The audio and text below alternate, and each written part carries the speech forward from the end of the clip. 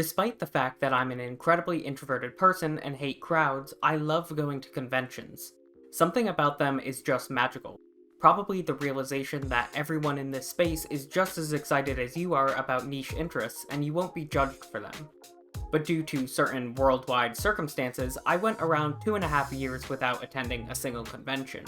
That changed on July 15th through 17th when I traveled to Connecticon to finally break out of my convention dry spell. The convention was kind enough to approve me for a press pass for my channel, so I had a blast going around and recording all the sights and sounds. Join me as I take you through my Connecticon experience and give you all of the highlights as well as a few areas where there's room for improvement.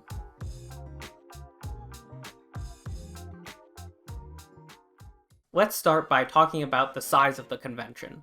Connecticon's website says that the most recent attendance was 12,000 people. That makes it a mid-sized convention, not tiny but nowhere near the crowds of other cons I've attended like PAX East at 130,000 and New York Comic Con at 260,000. As I walked around Connecticon, I found that there was always plenty of room. I never felt any kind of crowd crush like I have at bigger conventions. At the same time, there were still people everywhere I looked, so nowhere felt empty. Connecticon also had a lot of big spaces, including a lobby where it was easy for con-goers to mingle and snap pictures of cosplayers, a dealer's room with wide aisles in between booths, a huge room for playing games or eating, and big hallways leading to panel rooms. The con located some events, as well as a free-play tabletop game area in the adjoining Marriott Hotel, too.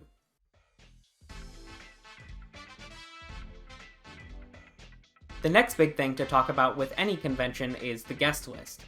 This year, the guests were almost exclusively anime and video game voice actors, along with a few authors and wrestlers. Many of the voice actors were big names you'd probably recognize, like J. Michael Tatum, Amber Lee Connors, Mike McFarland, and Lauren Landa. This guest list was great for people who watch a lot of dubbed anime or play a lot of video games. In past years I've attended, Connecticon has had a wider variety of guests, including actors like George Takei and Sylvester McCoy, as well as internet personalities like Little Karibo and Team 4-Star. I hope that kind of variety will return in the future, and I'm sure at the moment securing guests is difficult. I also think it would be great if Connecticon invited some VTubers to attend in the future, through video panels. Now let's get into the main substance of the con, which of course is the activities offered. To start, the con had panels going in multiple places for most of the day. These were either guest panels, where the voice actors and other guests talked about their work, or independent panels where other attendees could apply to talk about topics that interested them. That's one thing I appreciate about smaller cons, the fact that people who aren't invited guests can make their own panels and share their passions with attendees. I actually didn't get to any panels this year because I was too busy trying to make sure I had enough footage, but I can say from past experience that both types of Connecticon panels have always been fun to go to. Plus, you generally don't have to line up a long time in advance the way you do at bigger cons, though there are exceptions for more prominent guests. Aside from panels, shopping, and looking at cosplay, there were several other activities worth doing at Connecticon. To start, there were free play areas for both tabletop games and video games. The tabletop games area was best if you already had a group of people to play with, but the video game area offered a mix of solo and multiplayer games. There was an area filled with retro consoles, including an Atari 2600 and an NES equipped with Duck Hunt and a Zapper. There were also plenty of PCs stocked with modern games. And if you wanted some multiplayer action, you could go head-to-head in various games including Smash Bros. And Rock Band, which were displayed on big screens. One slightly disappointing thing about the gaming area was the lack of the Tokyo Attack Japanese arcade, which has been at Connecticon in past years. Unfortunately, this traveling arcade is no longer coming to cons. However, where the arcade used to be, there was something equally as cool: Cosplay Championship Wrestling.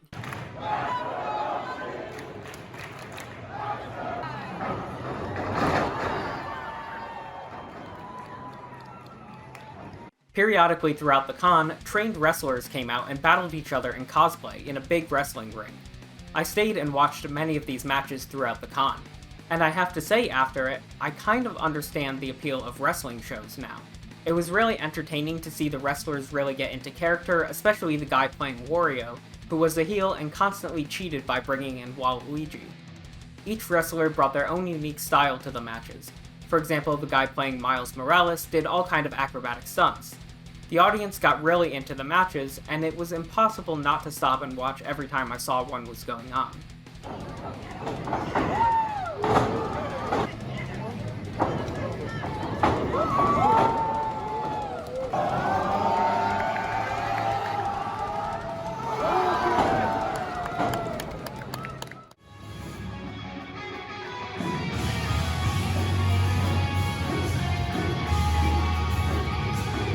Another awesome con event was a live performance by Lame Genie, a band that does metal video game covers.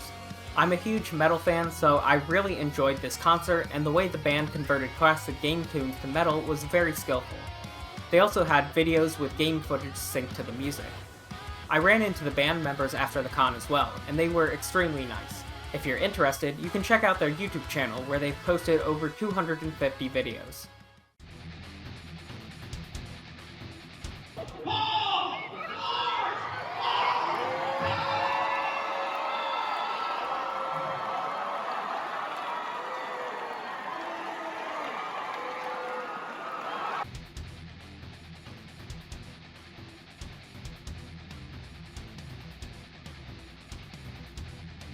And now we get to what I think is the crown jewel of Connecticon, which is the cosplay deathmatch.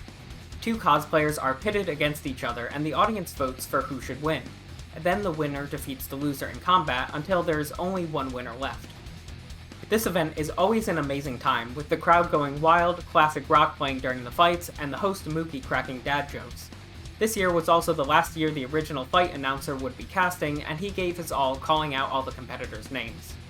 One of the biggest parts of the deathmatch is Odin the Bear, who's lifted periodically to shouts of "Blood for Odin." Blood for Odin!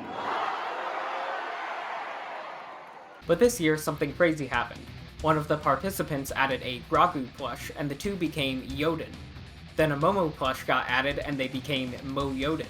After even more were added, the pile was called Valhalla, and the audience stormed the stage to put a gigantic pile of plushies and other trinkets there. In the finals of the deathmatch, it was Uncle Iroh from Avatar versus Codename Kids Next Door.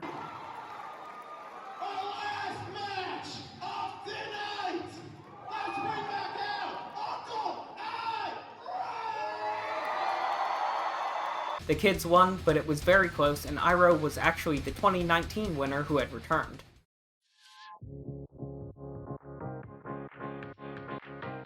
This is a good place to move to talking about cosplay. A large percentage of the con's attendees were in costume, and many of the outfits were incredibly detailed. Usually, one or two fandoms dominate the rest, and this year it was definitely Genshin Impact. Genshin cosplay was absolutely everywhere, and I enjoyed that because I'm a fan of the game. But there were plenty of other games, anime, manga, comics, movies, TV shows, and even real-life people represented. Here's a highlight of some of the best outfits I found.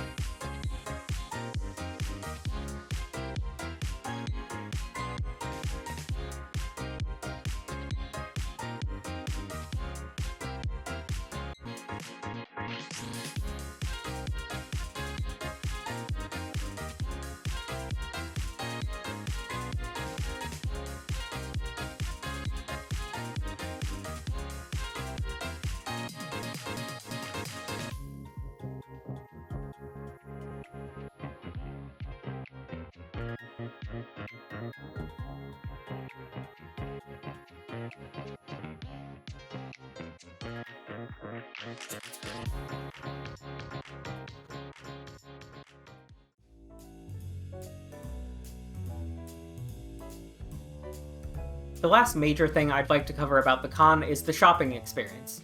Walking around a con's dealer room and artist alley is always fun for me, as I feel like a kid in a candy store with merch catering to my interests around every corner. And you could find almost anything you could possibly want at Connecticon. There were Japanese snacks, manga, anime Blu-rays, posters and wall scrolls, swords, figurines, plushies, all types of trading cards, clothing, teas and utensils, dice, keychains and other trinkets, video games, and so much more. There were only two things I really thought were lacking: board games. There were people selling games they created but no general retailers, and books, apart from one or two guest authors. For the most part, the prices were pretty standard for what you'd see at a con. Most things were a little bit overpriced, especially things imported from Japan, but where I really saw overpricing was with figures. There were a lot of figures that were being sold for $50 or more above their retail prices, so it's always good to know how much something is worth before you agree to a purchase. That said, I was able to find quite a few good deals at the con. I'll go through a quick run-through of my haul. From Hammer Girl Anime, I got the first volume of Ghost Reaper Girl and some White Schwartz cards. No good hits unfortunately, but they were fun to open. At Modern Artifice, I got my favorite purchase of the con, some beautiful handmade bone and horn dice. At Rococo Rebellion, I got a copy of Nintendogs, a game I always wanted to try, for just $5. I picked up a tiny figure of Winry from Fullmetal Alchemist from Black Knight Anime, Games, and more. ROC Games let you spin a wheel to get a prize if you followed them on Facebook, and I won a Pokemon Nanoblock. I picked Snorlax since it embodies my desire to sleep all the time. Cooper's Cave Games let you spend $5 to roll dice and win a prize, and you were always guaranteed at least one pack of cards, so I tried my luck. Retro 808 had bins and bins of anime trinkets for cheap, mostly of less popular characters, so I picked up a Chibi Mari from the Evangelion rebuilds. At Link's Chainmail, I got a few regular dice that seemed nice. Then, at Mayhem and Magic Craft, I got a beautifully crafted resin die and a few dice seconds. I got a few more of these critical failure dice at Snowfoot Dice. And I picked up a figure of one of my favorite manga/anime characters, Kaguya Shinomiya, from Purple Plum. The Artist Alley had rows and rows of gorgeous prints of all types of characters. I didn't buy a lot here since I already have a ton of anime art and posters, but I couldn't resist supporting one of the artists, Brown Rabbits, who was one of only a few booths to have VTuber art. I got nice prints of Kiryu Koko and Calliope Mori from Hololive, plus one of Ayaka from Genshin Impact. I also want to just briefly touch on food. I didn't get food from the convention center itself, but I did look at the prices and everything was around $9 to $12, pretty standard for a convention. They had typical American food as well as things like ramen. But there was a food truck festival outside, and I got one meal on Friday and Saturday from there, getting some deep-fried chompers on the first day and an excellent vegan burger on the second day. Overall, Connecticon was a fantastic experience, from the more relaxed atmosphere and variety of merchandise to the excellent cosplay and unique events. I'll definitely be back in the future, and I'd highly recommend going if you're able to make the trip. Thanks for watching. If you enjoyed this video, please consider liking and subscribing. I'm Matrix from Matrix AM, Anime, and more, and I hope you have a great day.